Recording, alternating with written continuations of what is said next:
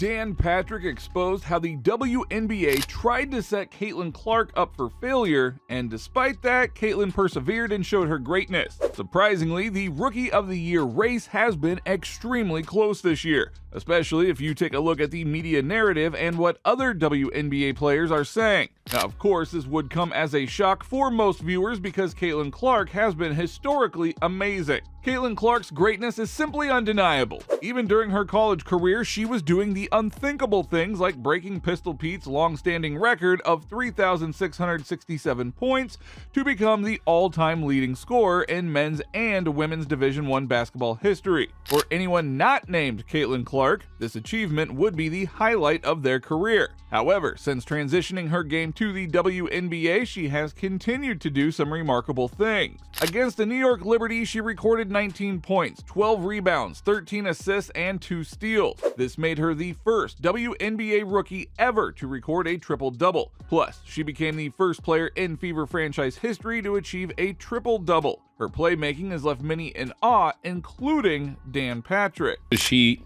is a wonderful passer. And you have to have that ability, and sometimes you get it from other sports. She played soccer growing up, to be able to see something before it happens. And that's a lot of what soccer is. It's something happens to something happens, and then it's going to happen over here. To be able to see that. She leads all rookies in scoring and assists and is third in the league in the latter category. It is absurd how quickly she has become one of the best playmakers in the WNBA. The all-time rookie record is 7.5 assists per game by Taisha Penicheiro in 1998. With Caitlin's 7.4 per game, she will likely snatch that record too, as long as her teammates keep on capitalizing on the scoring opportunities that Caitlin provides. Now, claiming the fastest triple-double record isn't the only accomplishment under her belt. She became the fastest WNBA rookie to surpass 100 points and 50 assists, which she did in just 8 games. This is despite the fact that the WNBA set Caitlin up for failure. The WNBA tried to capitalize on her popularity and crammed a lot of games in over a short amount of time, playing against the best teams in the WNBA. Well, she struggled, and they started out 0-5. And then all of a sudden, she was overrated. Others have expressed similar sentiments as well. It is almost as if they didn't understand they were about to get a once-in-a-generation superstar and didn't have the infrastructure in place to capitalize on her popularity. They knew a year out she could be the number 1 pick. They give her the toughest schedule, early schedule in the league over any other team. And remember, the Indiana Fever were the worst team. So she comes in, they start 1-8. They put nothing but quality veteran teams that had been in the playoffs.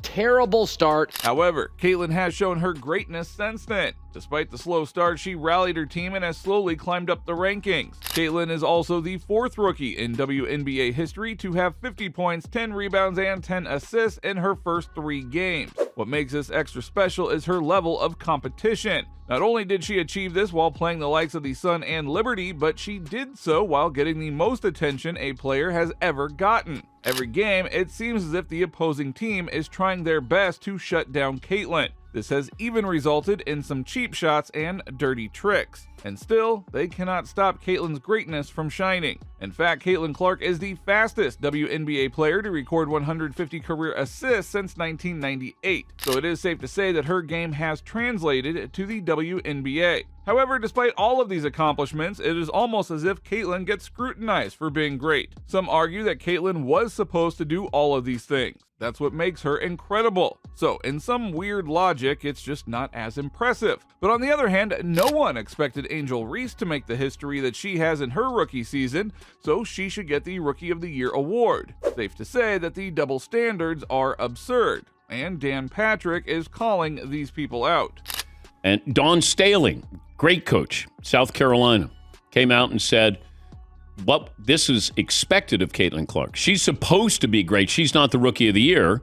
Angel Reese is, because that's a surprise, which to me is wrong, because Angel Reese was the best player on the team that won a national championship in college. Angel is the first rookie since Atlanta's Ryan Howard in 2022 to record 5 consecutive double-digit scoring games at the beginning of her WNBA career. She is simply a beast in the paint. She had the second most offensive rebounds in a season's first 5 games with 24, ranking behind only all-time great Yolanda Griffith, who had 31. Angel also set a league record for having 7 consecutive double-doubles in a rookie season in June. On the June 30th, 2024 Sky game against the Minnesota Lynx, Reese broke Candace Parker's record to set the new WNBA record of 10 consecutive double-doubles in a single season. For her troubles, she was named Rookie of the Month in June. Shortly after that, on July 7th, Angel set the new WNBA record of 13 consecutive double-doubles. Some even consider this to be more impressive than Caitlin's triple-double. And when you think about it, for what it's worth, it seems to me it's harder to go 13 straight double-doubles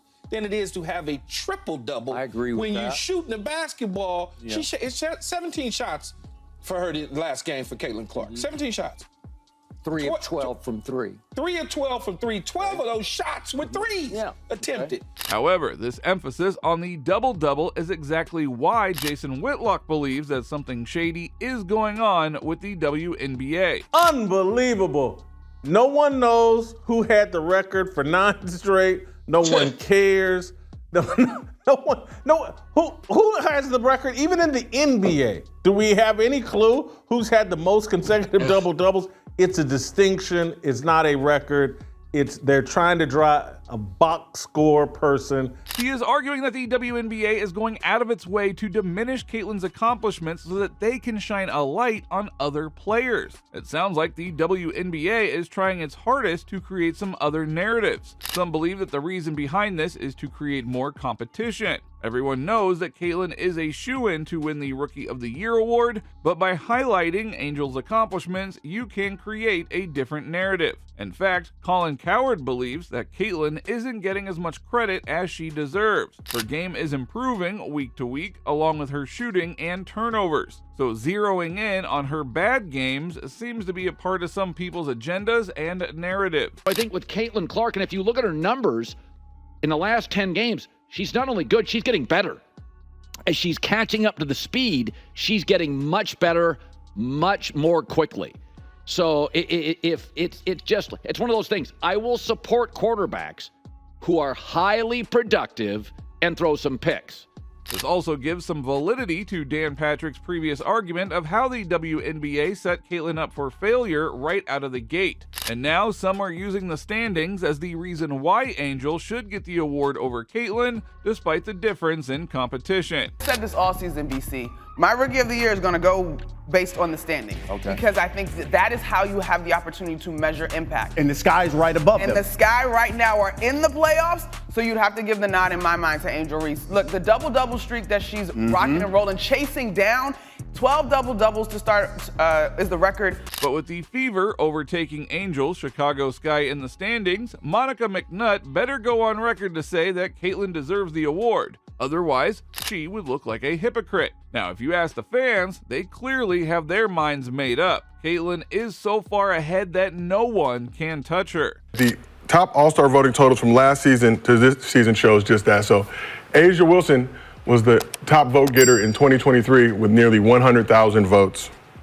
This season, Clark and her Fever teammate, Aaliyah Boston, finished first and second with 700,000 and 618,000 respectively in fan voting. It seems like the public understands the game better than most of the media members, and even some of the vets. There has been some overwhelming support from other WNBA players for Angel to win the award. It's almost as if they are jealous and don't want Caitlin to shine. It is even worse when you see Angel's team actively trying to help her get the double-doubles.